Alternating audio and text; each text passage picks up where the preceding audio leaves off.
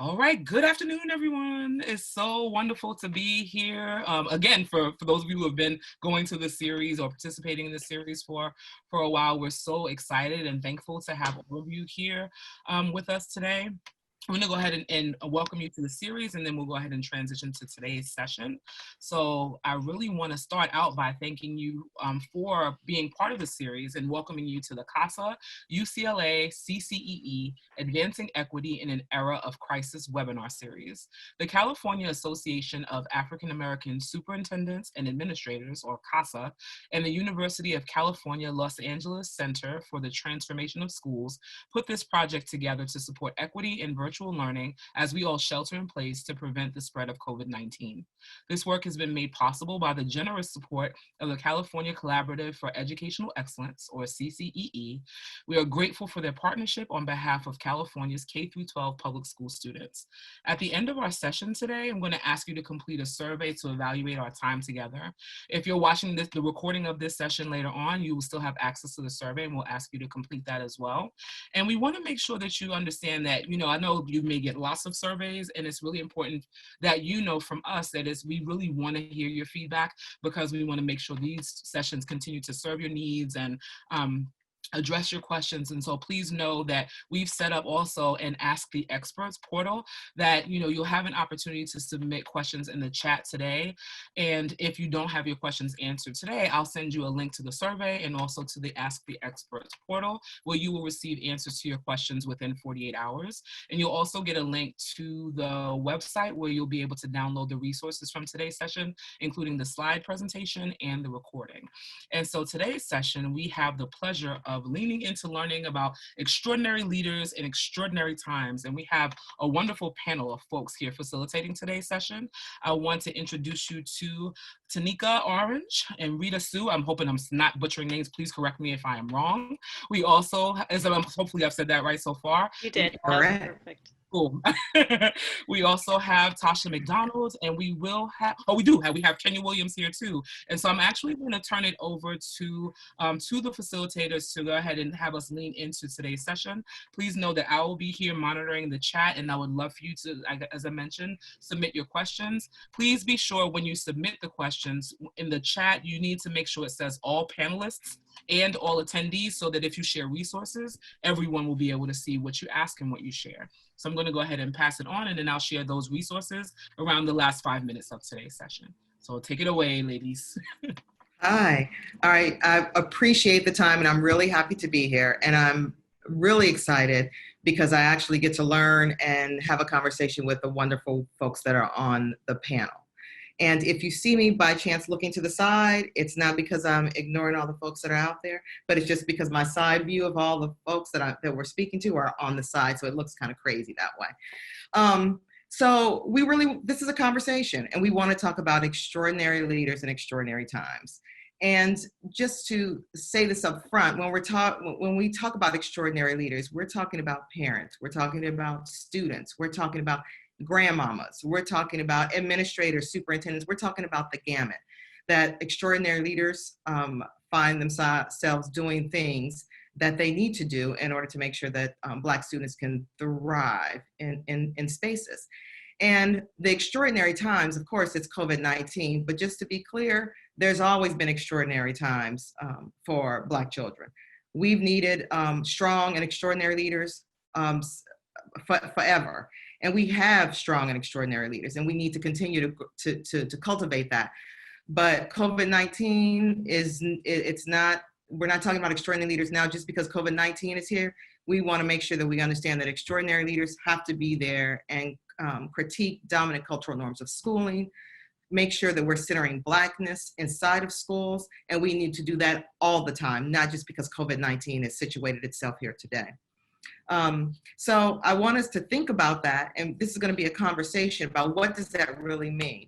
The extraordinary leaders is really just a play off of Margaret Wheatley, who talks about how do we have extraordinary leaders who create enlivened experiences during times of extraordinary need, right? And so the thought for us is, how are we thinking about, how are we continuously creating enlivened experiences for Black children especially when they haven't had enlivened experiences while they were in school, and now they have to create this whole new space where they're outside of school. So how are we thinking about it, and how are we doing that? And so we're asking folks, no matter where you are in the situation and how you're working with students, how you're working with families and communities, we're asking for leaders to really think about and take a lens on themselves and to think about how do they situate themselves to create these enlivened spaces for Black children. We know that our children in our communities have always been suffering. It's nothing new, the pandemic, of course, and we've heard this many times. It only highlights and perpetuates the oppression that's already been there. We can't wait for any strategies or programs to come along, that we have to figure out the moves on our own, and we have to be unapologetic for it. That there's always a new strategy and always a new program that says it's supposed to support and help Black children.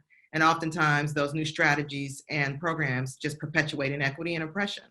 And so it is upon us to think about what moves do we make, and how intentional are we going to be about it, and how unapologetic are we going to be about the shifts that we want to make. Because now is the time to really think about how do we want to come back to the educational spaces when all of the COVID-19 is over. What do we want to come back to, and how are we going to shift that? And so we want to use the present, the time that we have now, to reimagine and rethink about what those spaces can be. The call to action, like what actually can we co-create in this conversation and the conversations that you have with others to create these enlivened experiences, not only now while we're in COVID-19, but again, when we come back to school, what will those spaces look like?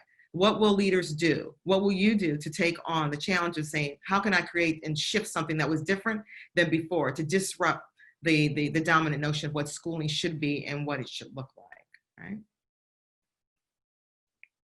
So we're going to hold the lens to ourselves, and this is why we have two folks that I'm really excited, Rita and I are excited to talk to about, because the lens we have to first hold to ourselves to say, what is it that we're going to do? And so as a leader, we want to hold the lens to self to determine if our actions are perpetuating inequity or are we mitigating suffering. So every single thing we do, we have to really be conscious about and say, are we perpetuating inequity in the actions that we take, in the policy that I want to institute in a school, in the way I'm asking teachers to engage in online learning, in the way I'm asking as a mother, the way I'm asking my own students, my own daughters to engage in education. Am I perpetuating the inequity by my own actions? So how are we asking ourselves that every time we get ready to create some space, an educational learning space for Black children? We also need to hold the lens to self, to ask ourselves, am I building a collective coalition? And how am I prioritizing what is the most important at this moment for what folks need, right? What is the most important for what folks need? As a mother, I think about what's the most important thing for my Black children at particular times for them to need. It's time to sit back and relax and not think about any content. What's the most important might be that they need time with family. What is and how are we prioritizing the most important thing that they need? And how are we building a collective? How are we building a community so that we can support and the Black children where we sit today and in the future, right? So that's what we want to think about, right? And so the question back out to the folks out in the universe out there, it is, what has been your experience, right, with extraordinary leadership? When have you seen it? How has it shown up for you, right? Again, and that's extraordinary leaders, from students who are showing leadership, to parents, to community leaders, to teachers, to administrators. What has been your experience? And this is in the time of COVID. Where have you seen it? How does it look? And it's also before the time of COVID, right? What's been your experience of extraordinary leadership, right? Where have you seen it? So think about that. Throw some things in the chat. If you have an Africa, we'll shuffle through that for us so she can throw some things out there if folks have seen it. And then we'll talk about that. And this is really what we want to talk about with the panel, to talk about their own experience and thoughts behind extraordinary leadership in this extraordinary time, right? So I'm gonna let Rita introduce the folks. So our wonderful panelists we have here, hi everybody, by the way. We have Kenya Williams. She is an assistant principal at LAUSD, and you see her there. She's also going to contribute to our conversation. We also have, you can go to the next slide, Tasha McDonald. She is a dean of students at Hawthorne School District. She also is a parent and a basketball coach, so she wears many hats, and we are very lucky to have both of them. So let me throw this first question out to our panelists. we want to know and want to just discuss, what do you prioritize right now to be the most important thing for the students that you are serving? And then Kenya, just a reminder, you're on mute. So Tasha or Kenya, you can jump in at any time. I could jump in. I think for me, the most important thing that we prioritize with our Black and Brown students is social emotional learning. I think it's really, really important right now at this time that we go with relationship over content. And this is far more important than it was probably 3 months ago, right? So we need all of our educational folk to understand that the components of social emotional learning, whether it's recognizing strengths, it's helping students with self-motivation, building relationships, identifying and solving those problems together, that's very important for students that have been historically marginalized anyway. And when we think about COVID, I mean, as Dr. Orange said, this pandemic has done nothing but shed the lights on inequities that have been in place for many, many, many, many years. So I think another thing is self-awareness. Is when I think about my students, my Black students, I think being able to understand that that self-awareness is a foundation of equity, right? All students need to have an identity. And right now, I feel that with everything online and the pandemic, that identity can be skewed a little bit. And they need to be able to identify with themselves, not based on systematic stereotypes, right? Based on them really coming into tune in who they are. So I think that right now, for leaders and for anybody on the front line, they need to understand how to work with our students in a more culturally relevant way, and definitely dive into those social emotional needs of every student. Kenya? Yes, I totally agree with Tasha, and I think the issue for me and going forward, especially during the pandemic, for us, especially at my school, culture is everything for us. And I think we want to really build a strong culture of care. And for me, that means understanding what resources our students and their families need and making sure that we give it to them. Absolutely. So when Tasha when she talks about this idea of prioritizing relationships over, right, the content, that has to be the thing. Because if you, right, and many of my students, and they told us, you are struggling to get food.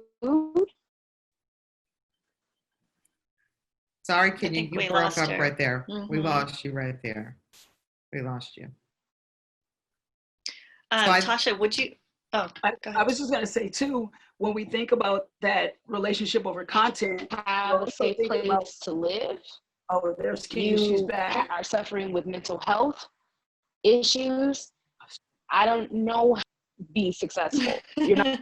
Oh, can you hear? I can hear you guys. I just don't know if you can hear me. We can hear you. It's just breaking up a little bit. But I think we heard it was just because. Right. Oh. Okay. Perfect.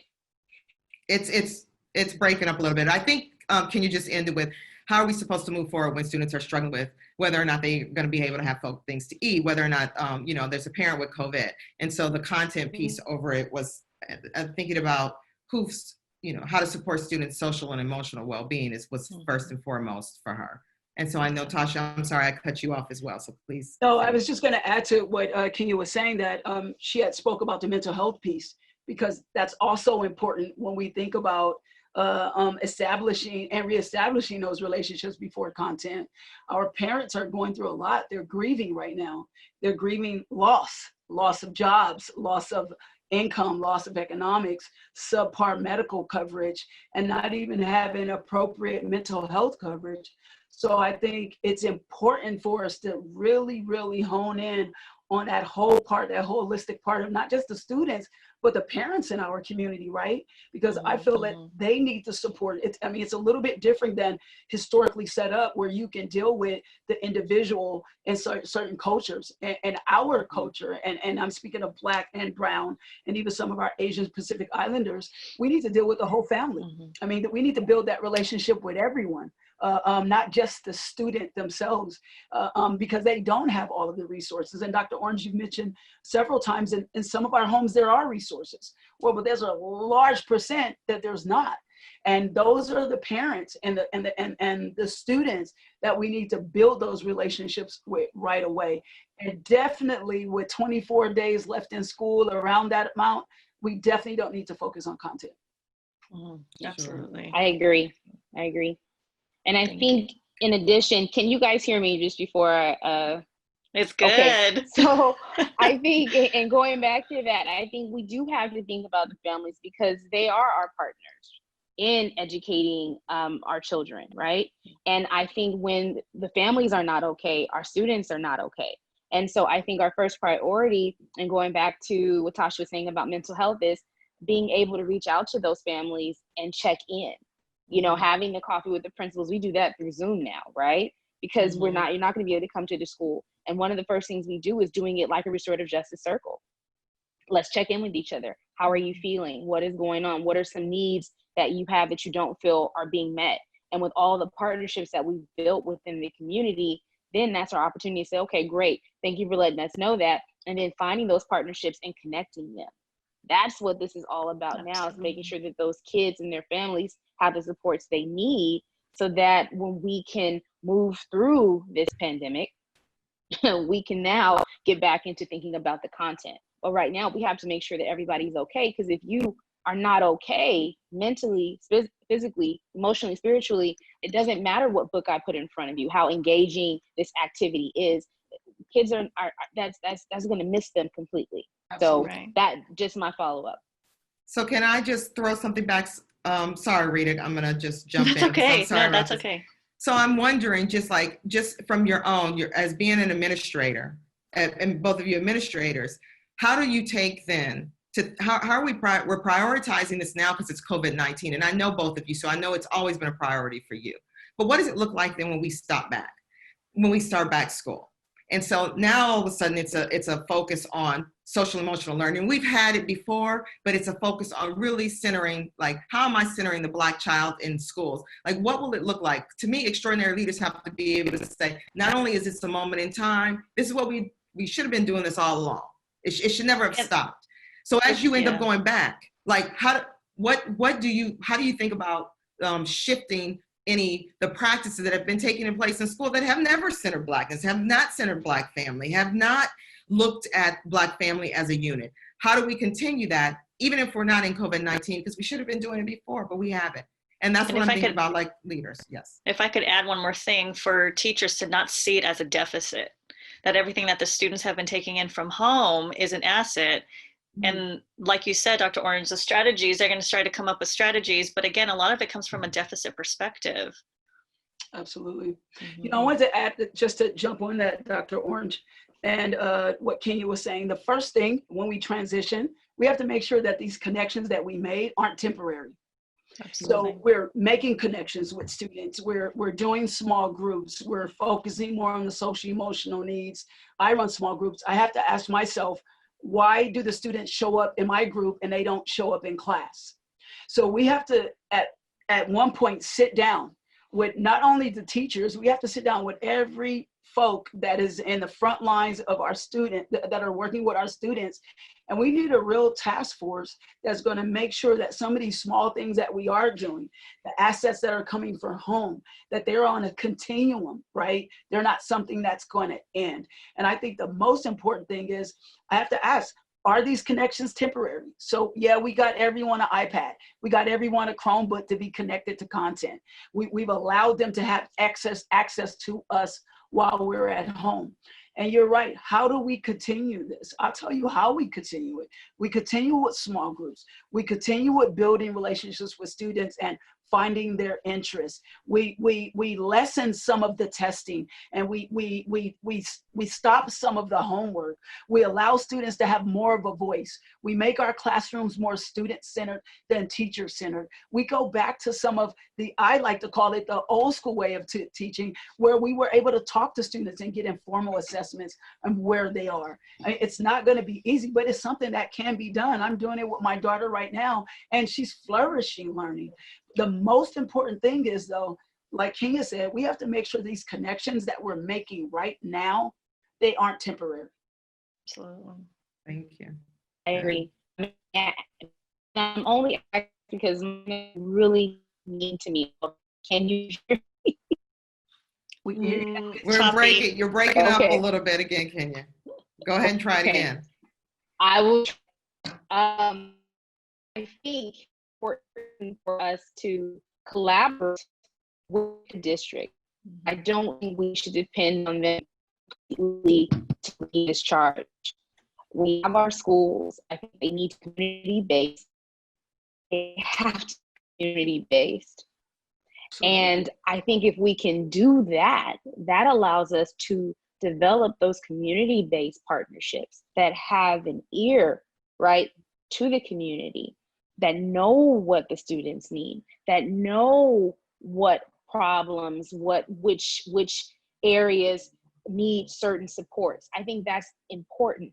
And I think if you can develop that during the school year, it doesn't matter when we move away, right? In a situation like the pandemic, you have those strong connections. I think understanding that our kiddos love social media. We do social media challenges, from the TikTok challenges. The kids will reach out to us on, Instagram and say, hey, I'm having this problem. Can you help me with this? I think being connected to the students and then using culturally relevant, right, instruction to say, I recognize you, I see you. I went to school my entire career through LAUSD, and I never saw myself in the stories. Never had any activities that were relevant to me. And in the second grade, when I asked, about Black History Month, I was kicked out of the class. So I think the reality is that when you are recognizing, right, we're affirming that you matter, and we are focusing on the kids, and they know that we care about them, and they know that if they need something, they can come to us, they stay connected with us. And I don't think you lose that connection just because of the pandemic, and now we've moved into this virtual learning atmosphere. Mm-hmm.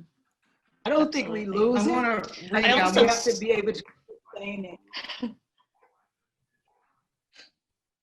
Go ahead, Tasha. Again, Tasha. I'm sorry, and then Rita can go. I'm sorry. Go, Tasha.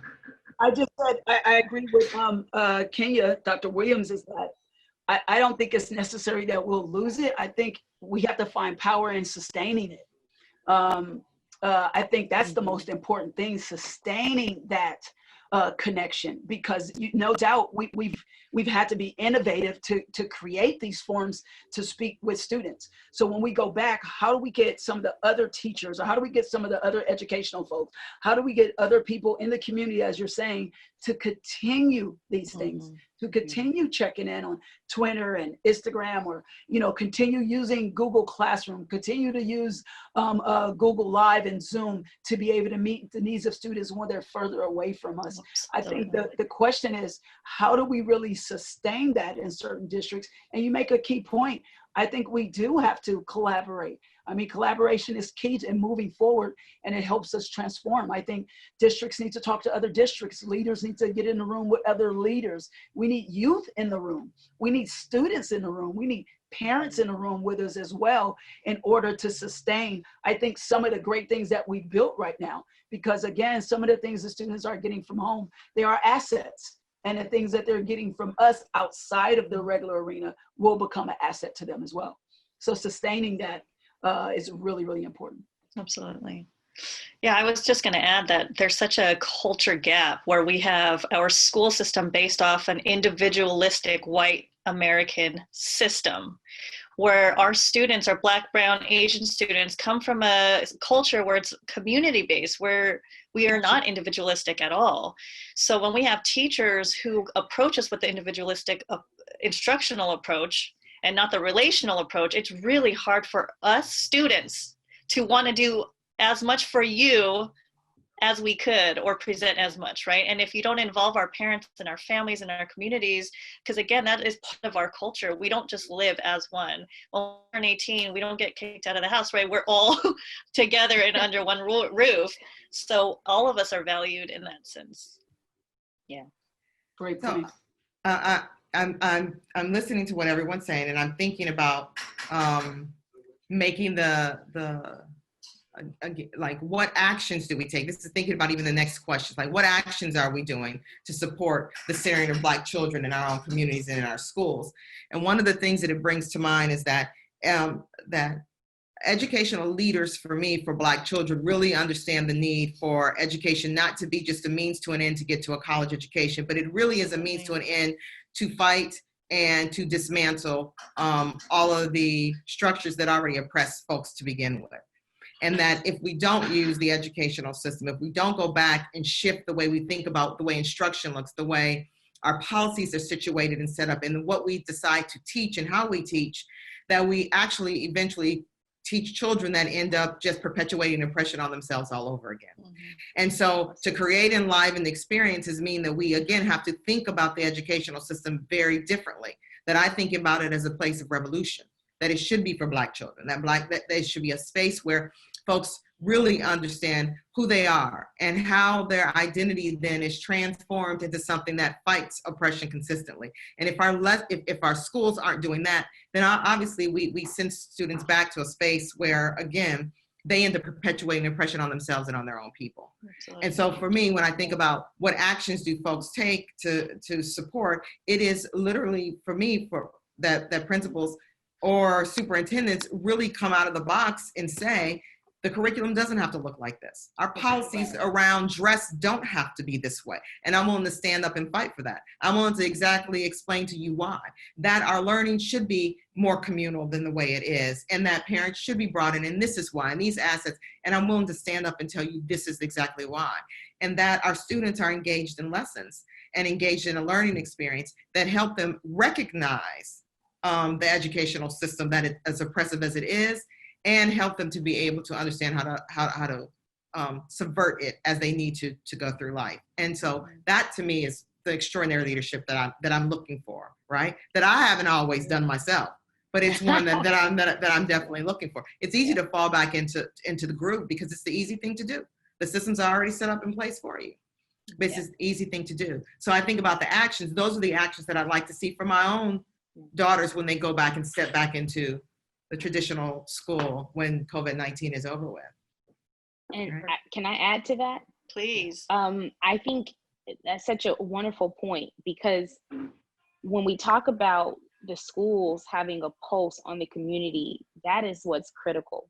We have used our linked learning opportunities, and we did a whole linked learning unit on environmental racism. And we had the students go out into their communities and look at their public resources, the parks, recreation systems, right? And then they were able to go to Brentwood and then go to Beverly Hills and go to more affluent communities and really look at those connections, so that we get out of, so that they're able to make the connections that when we talk about racism, we're not talking about individual instances. We're not talking about one thing. We're talking about a system that has been created in a way to pretty much ensure, right, the subjugation of certain people, right? That's really, really critical. When we get into that space, you see a certain level of engagement that you don't see when you're just talking about, I need you to read this poem and analyze it and see how it connects to your lives. When we really start talking about what relevance is and how education is liberation, or at least it should be, that's when you get to see students really dig into that material and start making these connections and think about themselves in an academic setting and how educating themselves can help them transform their communities and the lives of their families. So I just want to say, to that point, Dr. Orange, like, that's everything. And I think we have to really dig into that. Yes, I can give you the content, but it doesn't mean that you can only read Moby Dick in order for me to be able to help you understand themes and understand resilience and think about life, right? You can use those texts that include them and give them that relevant material so that they connect it to their lived experience. And that's engagement. After that, they're in. You don't have to try to convince them. It's like they're with you. And I think if we do that, then yes, now we're on the path to where we're looking at Black children, we're looking at students of color and letting them know that they do exist in this academic setting. This is for them. So that would just be my point to add on to what you said, Dr. Orange. I would just like to add, Kenya, that's like a super point. And what I get when what you're saying is kind of what I think is that education, especially with our Black and brown students, they should be flexible. Like the curriculum has to be flexible. You have to be able to bring things in that students can relate to. And not only that, it has to be front loaded with value. So students should feel valued when they walk in the classroom, no matter what you're presenting, no matter what you're speaking about. And when we look at this whole technology piece that we're doing right now, whether we're incorporating Google Live or incorporating Instagram, these are things that students value, right? So they feel that we're coming into their world, we're making great relationships, I'm meeting them where they are. And I always think that when you think about educational equity, it's always going to come up until we meet our students and parents where they are, right? And that means that we have to be flexible and we have to build, we have to affirm, we have to do all those things when the students walk into the classroom. And you're right, we shouldn't have to go through COVID for that to happen. It should be something that's fluidly happening throughout our students' educational journey. So you make a good point. I just want to add to that. I want to add about culturally relevant texts too, that teachers do need training, because I have a lot of teachers, for those of you who don't know, I teach at Cal State Long Beach in the teacher ed department. And I have a lot of students when we talk about culturally relevant text, if they see one Black student in the story, that it must be culturally relevant. It's not, right? So we really need to talk about that. And there's also a lot of books out there that are perpetuating negative stereotypes of Black students or Black culture. So that, and because of their biases, they don't see it, right? And whether these biases are intentional or not, they're still biases. So we really do have to train our teachers to know what meaningful culturally relevant texts are. Even in social emotional learning, we have to train our teachers. Sometimes they think saying hello, they've met the social emotional right. need. So all of these areas we really need to sit down and go over with our teachers who might not have acquired some of those skills in their 10 years of teaching, right? So I think that's important as well. I mean, I get a lot of teachers just, hey, I am meeting the social needs. I said hello. I asked, what they ate for dinner last night. And they don't understand that that's not the real connection. It's the building the relationship over time, which is important. And it allows a student to be, allows them to feel safe, connected, and valued. If a student feels safe when they're around you, they feel connected and they feel valued, then now we've gotten to the meat of that social emotional learning for our students. I agree. Tasha, you when you make the point about really diving into social emotional learning like that, really hit a chord with me, because I think that is really the whole point of it, especially in those classrooms, and making students want to come every day because there's somebody that they know cares about them and will notice if they're not there. And even to like Rita's point, can we make it comfortable for teachers, for staff to own and recognize their bias? I would love to see that become normalized, to be able to have real conversations about how everyone has bias and being able to recognize it.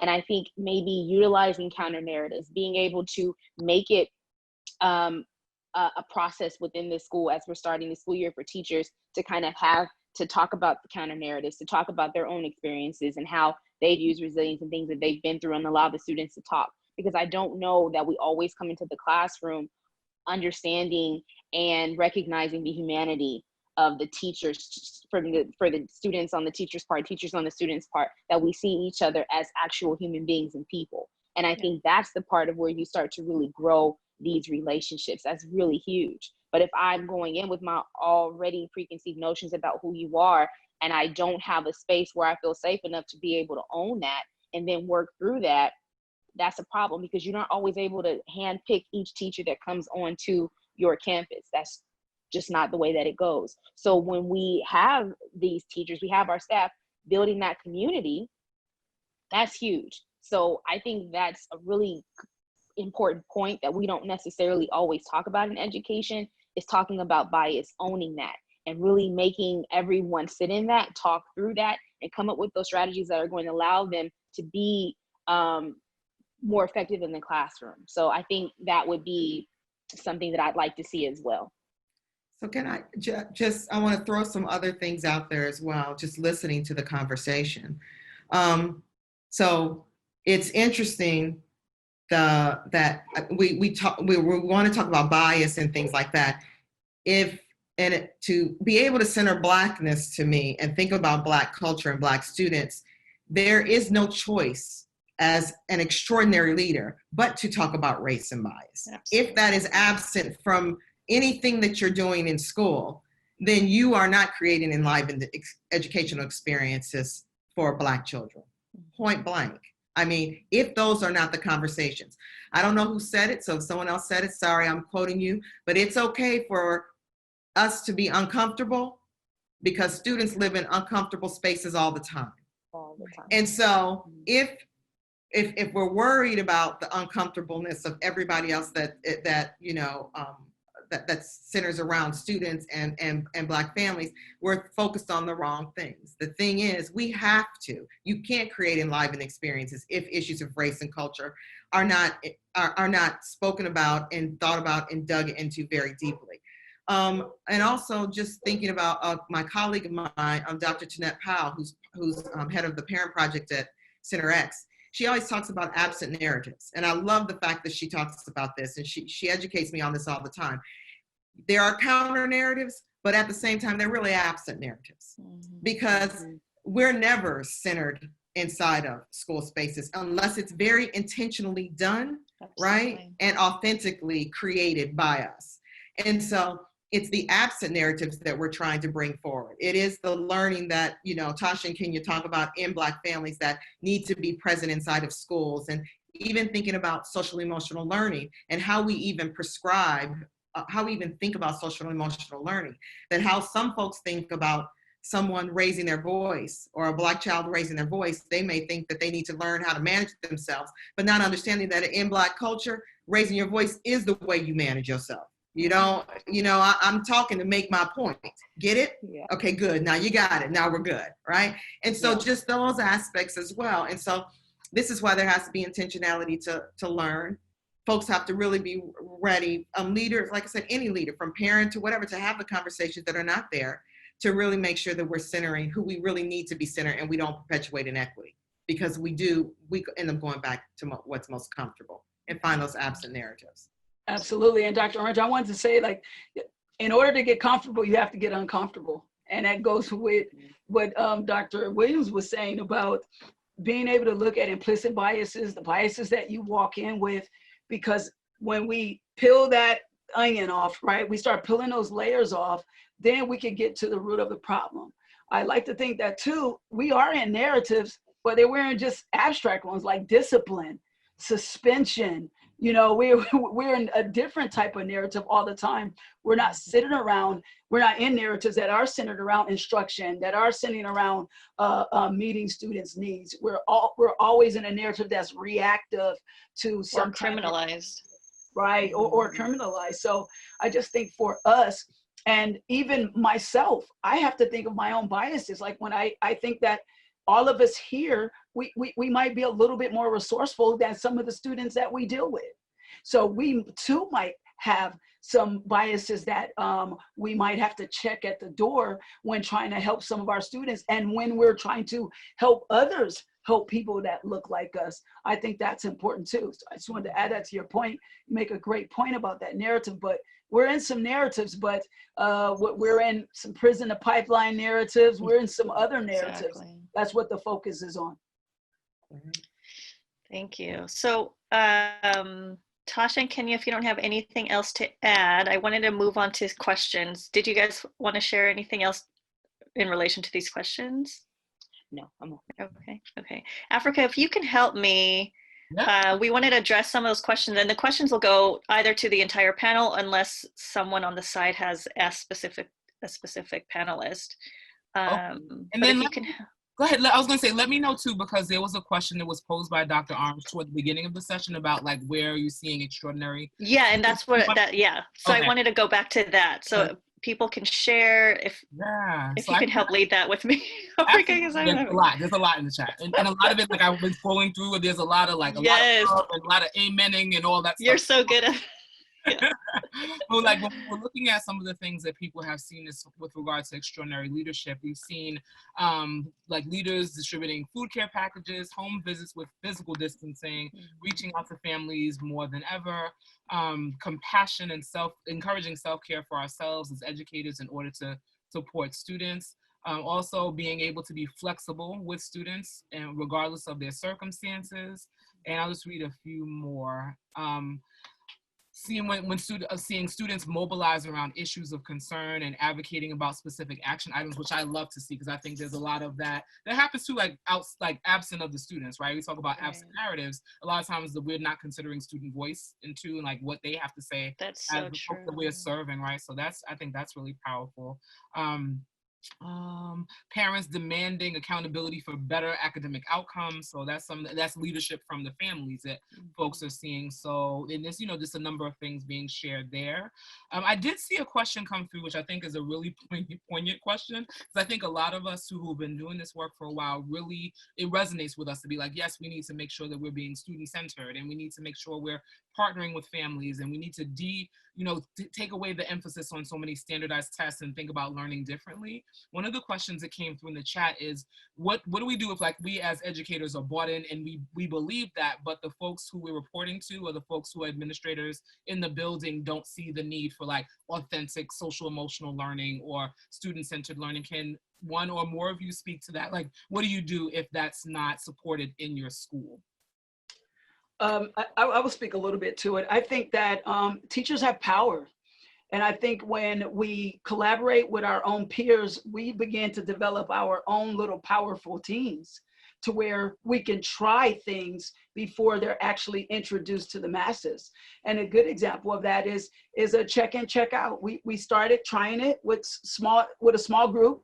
We didn't have a big staff that supported it, but once we provided data and once we saw that check-in with those students worked, we were able to get more teachers on board, and hence now we have a mass district check-in, check-out.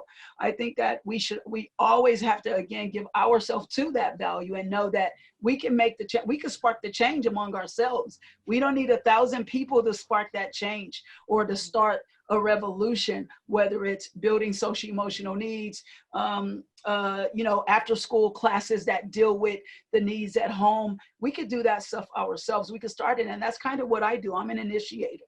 I start things and then I see how it works and then I bring other people in on it. So just know that a teacher as an individual or support staff member, or anyone that's working with students, they have that power to initiate the change in some of those areas.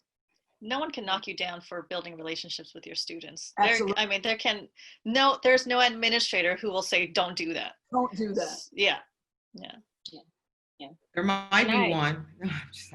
No, I mean, there's definitely going to be those that say, they have their opinion. But I would say, even from the administrator side, I feel like I was lucky enough to work with the principal that I do, Amen Ra. I think he's just a phenomenal leader. But I think both of us, in looking at building the vision, we're very, very intentional about starting the year and saying, let's look at this vision. Is this what we agree on? Is this what we're saying that this is what we're about and this is what we want to do?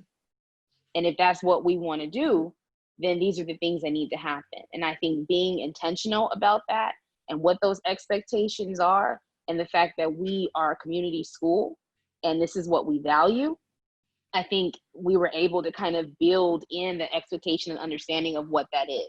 And I think once we got those teachers to say, no, we agree with this vision, and yes, we support it and we are here to do it, even when you have those teachers that come back later and say, oh, well, that just seems too difficult and I don't think that that's really that important, we go back to, okay, well, this is the vision, right, that you agreed upon. We didn't force this on you, right? You said these are things that you're going to do. So this is, what has to happen.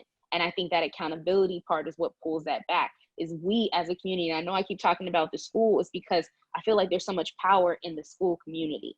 Yes, if you can make those numbers go, you can get that data that they're asking you for. And there's been so many studies to show that when you focus on the students and the instruction is relevant, students are going to learn and they are going to boom, as we say at the U, right?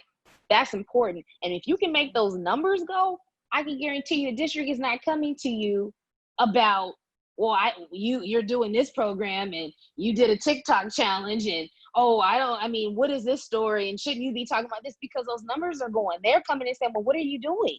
Mhm. How are you achieving these outcomes? And then they want to, duplicate it.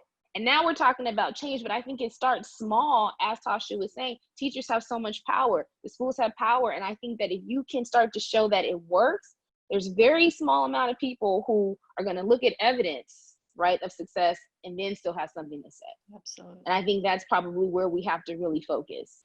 Absolutely. And so let me add something, and I think it will just lead into just Rita. I want Rita to talk about working with teachers who happen to be working with white teachers who work with students of color. So I think that spending a lot of time with folks who aren't ready to move forward and move towards the mission, to me, is just a waste of time sometimes. I mean, they may be on your staff and you have to deal with them, but I think, just like Tasha, you start with the folks that are there. It's a lot of energy and time to convince somebody who's not willing to even take the chance and to listen and try to move forward, right? You can get folks who are say, well, I don't know if I agree with it, but I'll try it. That's great. But the folks who are just completely don't want to be bothered with it and can completely think it's a deficit, that's a waste of energy to me. Absolutely. I work with the folks who are ready to move forward, whether how small it is, and I just keep pushing forward and creating my own stories to tell about what's taking place and what's not taking place. And one of the other things I think about are the questions that, as leaders, we ask folks inside of school spaces. So if we want to move towards eliminating a policy that says no hoodies or something like that in a classroom, and teachers or parents or whatever, whoever comes back and says, well, this is why we should do it, the question for me is always, if we believe that this is an issue, then what are we personally going to do to make it not be one? It's always flows back on what we're not going to do, not on because they don't have enough this, because it causes this. The question is, then what are we going to shift in our own practices to make students more engaged? What are we going to shift in our own practices to make students be okay so that they don't have, they can wear hoodies when they're there? It's not going to be a problem. What can we do? What can we do? And so the question has to be shifted. So I'm always asking folks, you have to be able to shift the question, right? We let folks oftentimes just spill out a bunch of stuff that's just negative and deficit, but we need to be able to shift the question. And that's what I think about when working with folks who don't, may not want to move and don't want to hear the message, right? And so I'm thinking about Rita, who is at Cal State Long Beach, and she has the new folks who are getting ready to become educational leaders inside of spaces, and what it must be like to help them think about what do they need to do to actually center Blackness and have enlivened spaces for students when the entire folks that you serve, I think they are predominantly white. Am I correct? I think that's right, Rita, right? Yeah. And so I'm just, if you could just what happens in those spaces? What's the conversations like for them? Well, so I feel that I'm in a very unique position and we all know this, that our educational staff is mostly white females. The teachers are mostly white females. So, and then those who end up in leadership positions, when I'm talking about administrative superintendent positions, are mostly white. So how do I help my future teachers validate and center Black culture when I don't even have those identities in my classroom to begin with? It's very difficult. So we do have to have uncomfortable conversations. And I do know, just from research and also just from my own personal experiences, that I have to have already built those relationships with my students. I have to model that relational trust so that we could have those conversations, those difficult conversations, so that people can say things without, I don't know if this sounds racist, like you don't need to start any conversation with that. I want you to say it. We need to work on it. We need to figure out where those biases come from. We need to talk about what that looks like in the classroom, how, there's instructionally, and then also when we look at classroom management and behavior management and all of that. So it's really important that I'm modeling that content is not always going to be first, that my relationship with them is going to be first. And I can't say that, what our parents say to us, do as I say, not as I do, which I think a lot of professors do that. And I really have to make an extreme amount of effort to build those relationships so that I'm also making that tacit explicit, so that as a semester goes on, I talk about why I built the relationships. And then I also bring out in the middle of our conversations, I say, do you know that if we had built this relationship, you wouldn't have felt comfortable saying that in front of me, in front of our class, right? Those are the things that I need to make explicit, because I can't just also assume that the strategies that I'm using, that they'll just figure it out on their own, right? And so that's something that I learned in the long run. That's just from my own experiences. But again, I wanted to also highlight how important that we used to have those SAT analogies, like a student is to teacher as teachers are to administrators. So it's really also important that we are asking our administrators to model that with our teachers. They also need to be building relationship with the teachers. We also need to have teachers work in spaces where they also feel comfortable sharing and having those deep connections and conversations, back to what Kenny was saying, so that we can talk about these implicit biases without feeling like we are going to be attacked or judged after we are done with our meeting. And the only way to do that is to be in a space where we feel safe. And really ultimately the administrators and the support staff at the school are going to be the ones that really need to lead that. I think I also talked about already, just when we talk about culturally relevant material and instructional approaches, I also am highlighting deficit approaches and views. And yeah, I kind of feel like I've hit some of my points throughout the session today. So I want us all to have just some final thoughts, because I'm looking at the time and I'm trying to manage it as best as I can. I'm not good with time. But I just kind of want to just wrap up some things that I've heard about what it is that we think we are looking for extraordinary leaders to kind of try to continue building these enlivened spaces for learning. The first thing that I think that you all mentioned, which is important and we've all been talking about, is our own personal experience.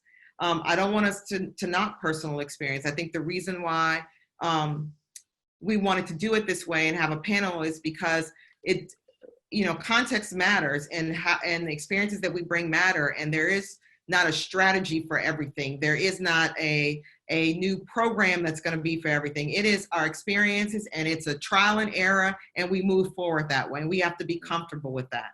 Some of the other things that I heard mentioned was just the notion of collaboration and collective community, and making sure that we're continuously building that.